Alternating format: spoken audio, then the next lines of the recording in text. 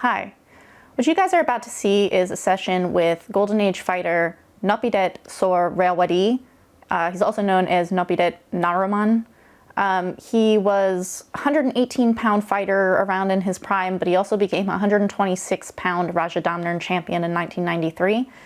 He's a power femur style. He's amazing to watch. Kevin and I kind of binged on some of his YouTube fight videos. He's just truly incredible in his ability to see and read opponents. He's very strong. He's not one of these kind of like dainty dancing around femur. He's very, very powerful, very punishing. Looks like he was a little bit of a nightmare to fight. He's very sweet. You can actually go back and watch him in the Dieselnoy jam session from a couple of years ago. He's helping Ajahn Dieselnoy holding pads, gives a little bit of advice in there. But we wanted a session all to himself to show his style, to teach his style. And he's truly incredible in a lot of ways. He's very under-recognized for having an incredible record against some of the greatest fighters from the Golden Age. He fought against many of the best names you can think of. He had a draw against Chatchai Sasakun when they were both quite little, which comes up in this session because we're at Chatchai's gym. But he beat Wang Chinoy twice. He beat Long Sawan, Det Duong, Chmuok Pet, Weirpon. He's one of only 4 fighters to beat Somrak during Somrak's reign in Bangkok when he had entered into Bangkok and started his Muay Thai career as kind of like this unbeatable fighter in Bangkok. Noppadet is one of the few fighters who ever beat Somrak in that time. And he's just beautiful to watch. He had a chaya of Aswindam Muang Singh, which means the knight from Singburi. He's not actually from Singburi, but the Naruman gym was there. He's from Lopburi, which is the same place that Wang Chinoy is from. So there's some very sweet photos of the two of them after they've fought each other because they're from the same area. And Thailand has a very strong kind of regional identity thing. So I'll include those in the write-up. And what to look out for in this, to me, it's a really brilliant session because Noppadet's style is not unreadable or unreachable. Like, it's not really fancy. It's actually incredibly foundational. Like, he uses incredibly basic strikes and has just lifted them, elevated them to this incredible lyrical ability. He does not use like a stilted vocabulary. He's mainly just like kicks and punches and then a little bit of close range knees and clinching if he needs to.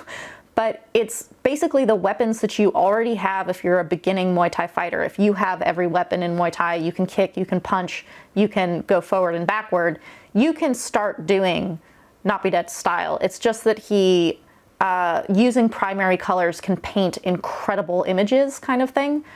So the way he puts it together, the eyes he has, his ability to read, weight transfer to strike on first movement, this kind of thing is just like super high level, but what he's actually using in terms of his strikes are very, very basic and very brilliant.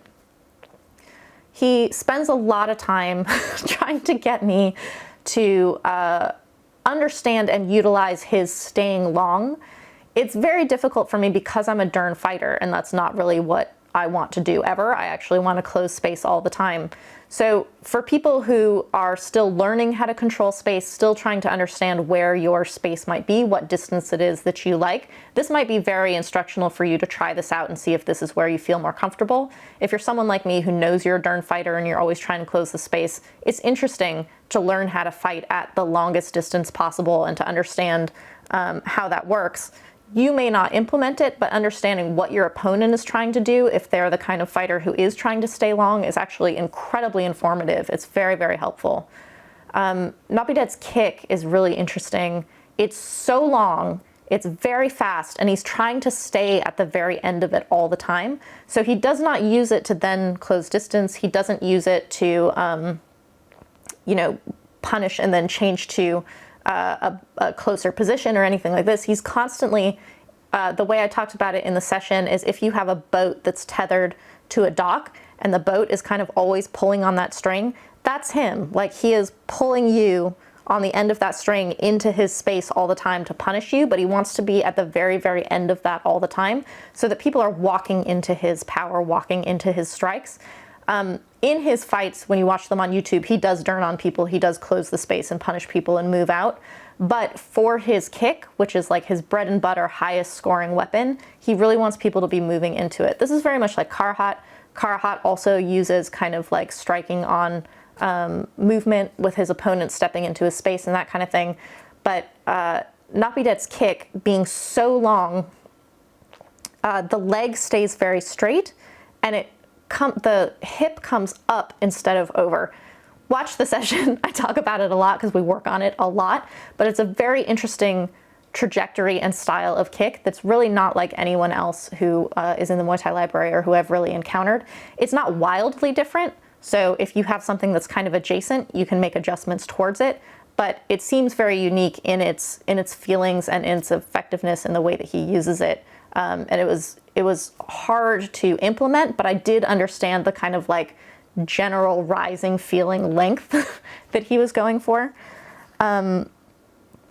Because he's trying to get people to walk into his space, he has this really beautiful footwork of just kind of dragging his opponent forward all the time.